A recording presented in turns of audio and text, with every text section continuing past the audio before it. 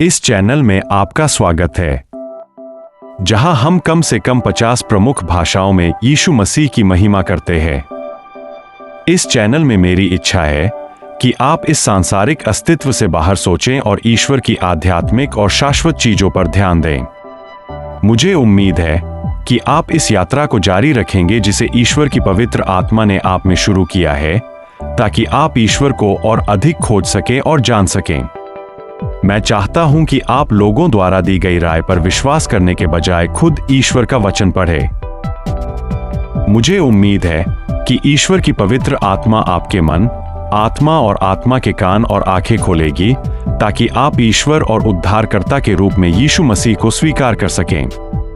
यदि ईश्वर की पवित्र आत्मा आपको यह नहीं बताती है कि यीशु मसीह कौन है, तो कोई भी आपको यह नहीं बता सकता कि केवल ईश्वर की पवित्र आत्मा ही क्या कर सकती है। ईश्वर की पवित्र आत्मा भी ईश्वर के अनमोल लिखित वचन के माध्यम से आपको यह बताती है।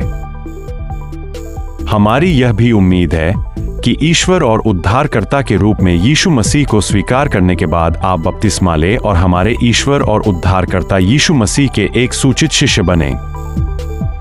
परमेश्वर का वचन परमेश्वर और बाइबल में विषयों की जटिलता के बारे में हमारे बहुत से सवालों का स्पष्ट उत्तर देता है। परमेश्वर अत्यंत जटिल है क्योंकि वह अनंत है। इन वीडियो में मुझे आशा है कि आप परमेश्वर की जटिलता के बारे में थोड़ा थोड़ा सीख पाएंगे। यह प्रकाशित वाक्य की पुस्तक के बारे में क्यों और कब चुप रहना चाहिए, इस बारे में कई वीडियो में से एक होगा। क्या आप जानते हैं कि परमेश्वर ने किसी से पुस्तक की सभी जटिलताओं की व्याख्या करने के लिए नहीं कहा? क्या आप यह भी जानते हैं कि जो कोई भी प्रकाशित वाक्य की पुस्तक की जटिलता की व्याख्या करने की कोशिश करता है, वह झूठा भविष्यद्वक्ता है। इस श्रृंखला में आप प्रकाशित वाक्य की पुस्तक में लिखे गए कई कारणों को सीखेंगे जो इसे और बहुत कुछ समझाने के लिए है। इसलिए बने रहें क्योंकि हम इस विषय पर चर्चा करेंगे और आशा करते हैं कि यह कई लोगों के लिए चेतावनी और उन लोगों के लिए आशीर्वाद होगा जो परमेश्वर के वचन के लिखित निर्देशों का पालन करते हैं।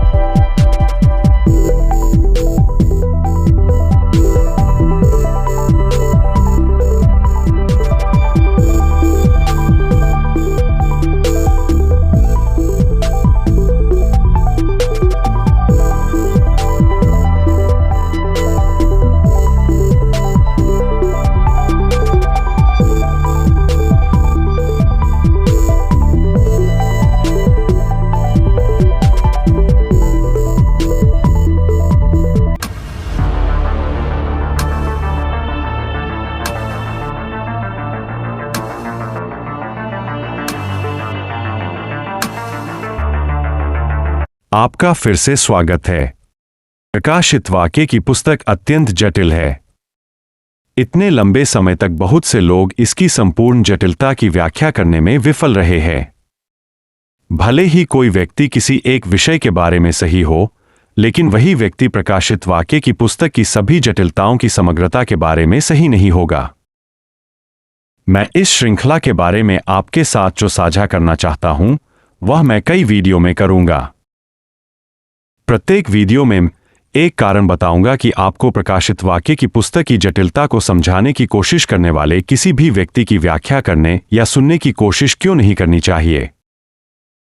मैं दुनिया भर से हिंदी भाषा बोलने वाले सभी लोगों को धन्यवाद देना चाहता हूं।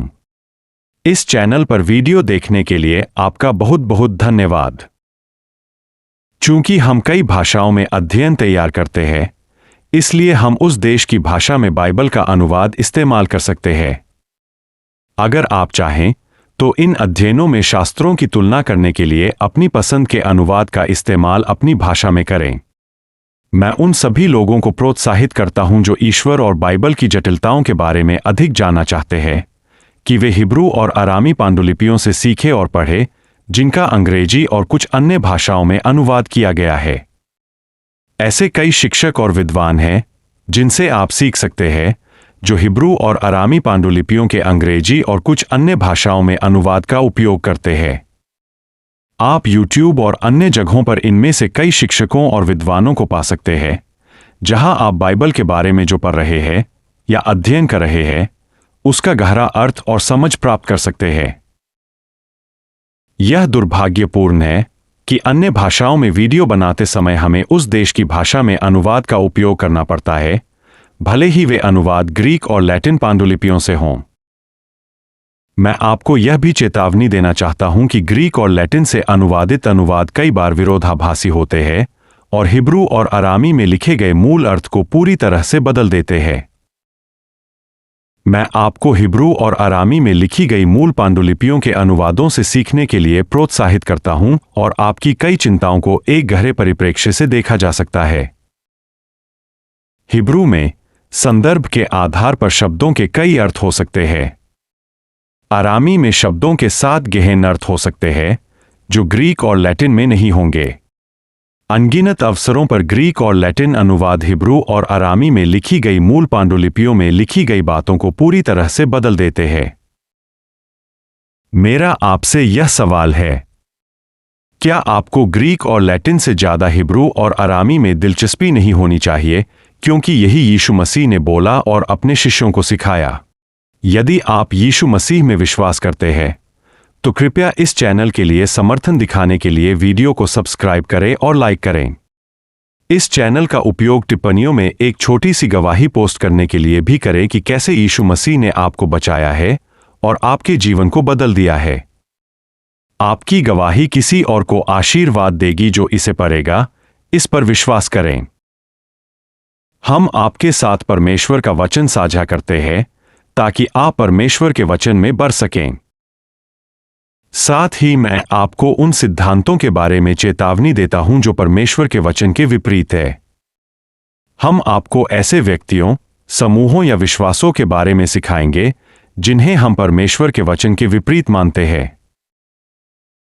हम बहुत धोखे के समय में रह रहे हैं, इसलिए यह महत्वपूर्ण है कि हमारा आधार परमेश्वर का वचन हो और हम पवित्र आत्मा द्वारा निर्देशित हो, ताकि हम ऐसे शिष्य बन सकें जो यीशु मसीह चाहते हैं कि हम बनें। पहली शताब्दी ईस्वी से ही लोग प्रकाशित वाक्य की पुस्तक की सभी जटिलताओं की व्याख्या करने की कोशिश करते रहे हैं। ऐसे बहुत से व्यक्ति हैं जिनका नाम लेना भी मुश्किल है, भूत, वर्तमान और भविष्य, जिन्होंने प्रकाशित वाक्य की पुस्तक की सभी जटिलताओं की व्याख्या करने की कोशिश की है।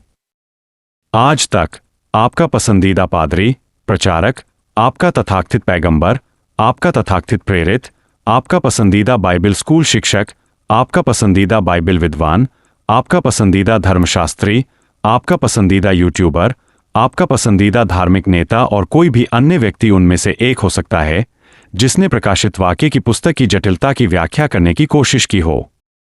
यहां तक कि गैर विश्वासी जो बाइबल में लिखी बातों पर विश्वास नहीं करते हैं, उन्होंने भी प्रकाशित वाक्य की पुस्तक की जटिलता की व्याख्या करने की मूर्खतापूर्ण कोशिश की है।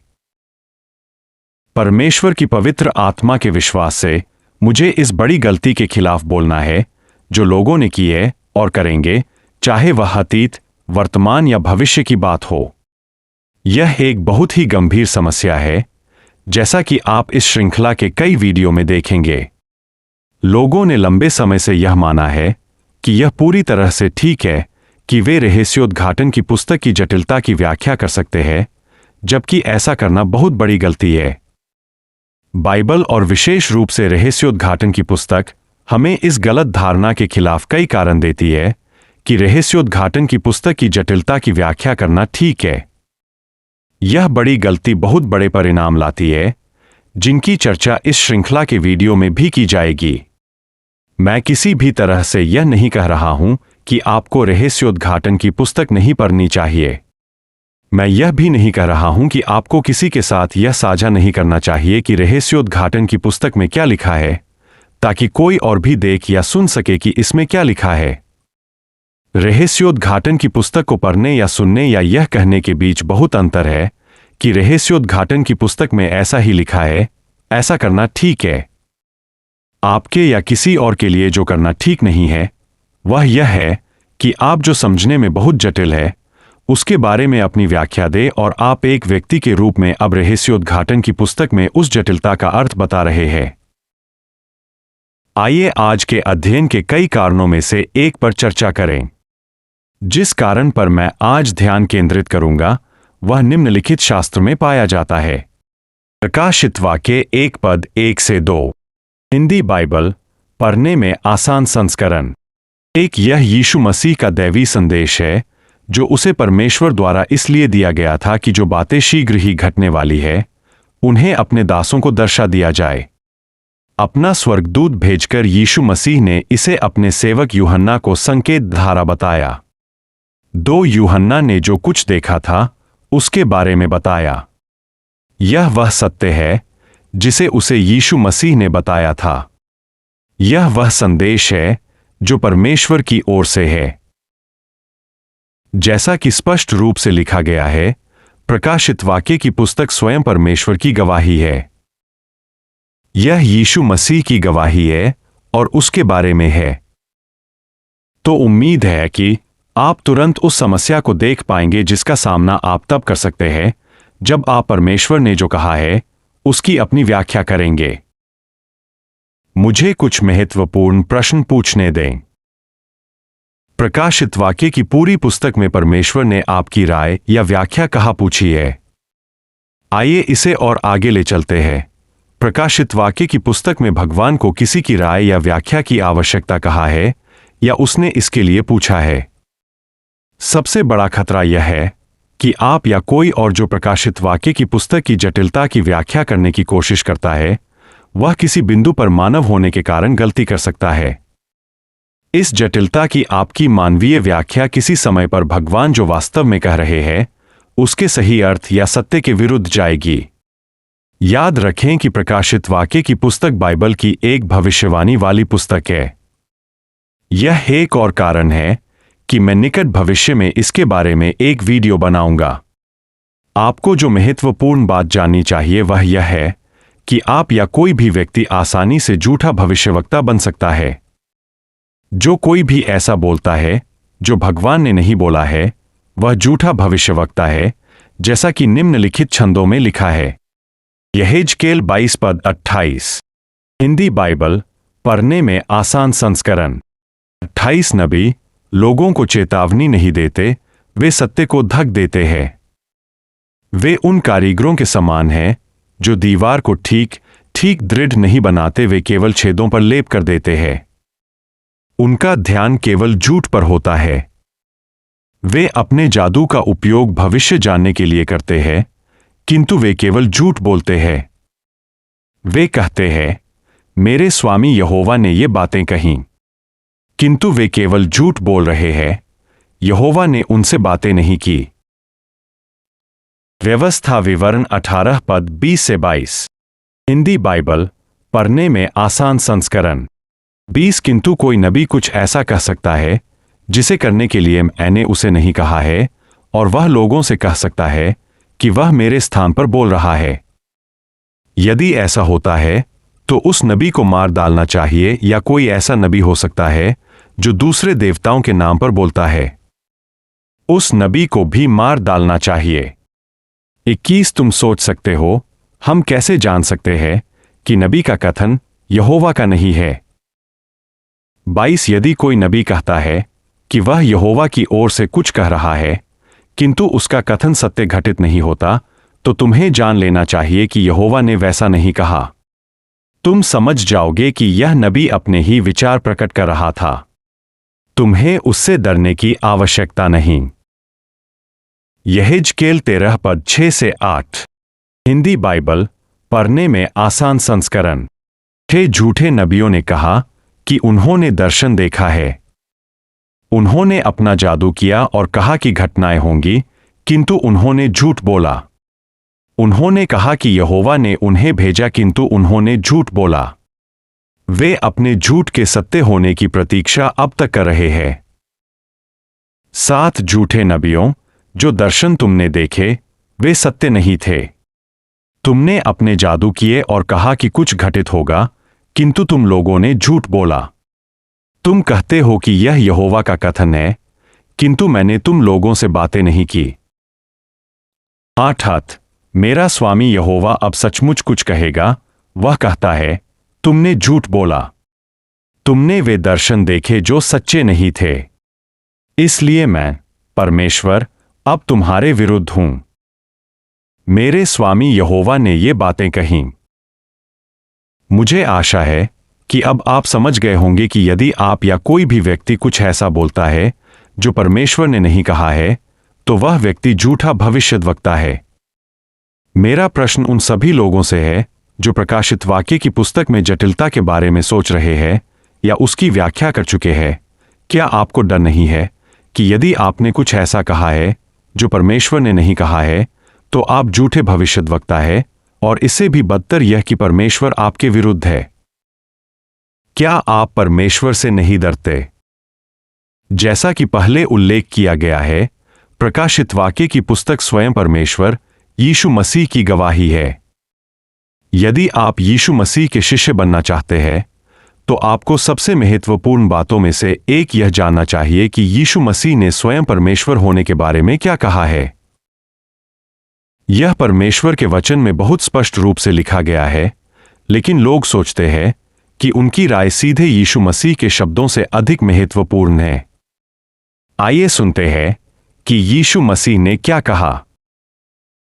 बाइबल में यीशु मसीह ने अपनी दिव्यता के बारे में जो कई आयतें कही है, उनमें से 4 आयतें निम्नलिखित है। प्रकाशित वाक्य 21 श्लोक 6, सरल अंग्रेजी में आरामी बाइबल से थे, और उसने मुझसे कहा, ये हो गए हैं। मैं अलाप हूं और मैं ताऊ हूं, स्रोत और पूर्ति। मैं प्यासे को जीवन के जल के सोते से मुफ्त में दूंगा। प्रकाशित वाक्य 21 पद 7 से 8, हिंदी बाइबल पढ़ने में आसान संस्करण। 7 जो विजयी होगा उस सब कुछ का मालिक बनेगा। मैं उसका परमेश्वर होऊंगा और वह मेरा पुत्र होगा। 8 किंतु कायरों, अविश्वासियों, दुर्बुद्धियों, हत्यारों, व्यभिचारियों, जादू टोना करने वालों, मूर्ति पूजकों और सभी झूठ बोलने वालों को भभक्ति गंधक की जलती झील में अपना हिस्सा बंटाना होगा। यही दूसरी मृत्यु है। यूहन्ना 6 पद 35, सरल अंग्रेजी में आरामी बाइबल से 35, यीशु ने उनसे कहा, मैं जीवित परमेश्वर हूं। जीवन की रोटी, जो कोई मेरे पास आएगा वह भूखा नहीं रहेगा, और जो मुझ पर भरोसा करता है वह कभी प्यासा नहीं होगा। यूहन्ना 14 पद 6, सरल अंग्रेजी में आरामी बाइबल से थे, यीशु ने उससे कहा, मैं ही जीवित परमेश्वर, मार्ग और सत्य और जीवन हूं। मेरे द्वारा ही कोई मेरे पिता के पास आ सकता है। मुझे उम्मीद है कि अब आप समझ गए होंगे कि मैंने क्यों कहा कि यह कई लोगों के लिए चेतावनी होगी। प्रश्न, क्या आप उन व्यक्तियों में से एक है जिन्होंने रहस्योद्घाटन की पुस्तक की जटिलता की व्याख्या करने का बीड़ा उठाया है?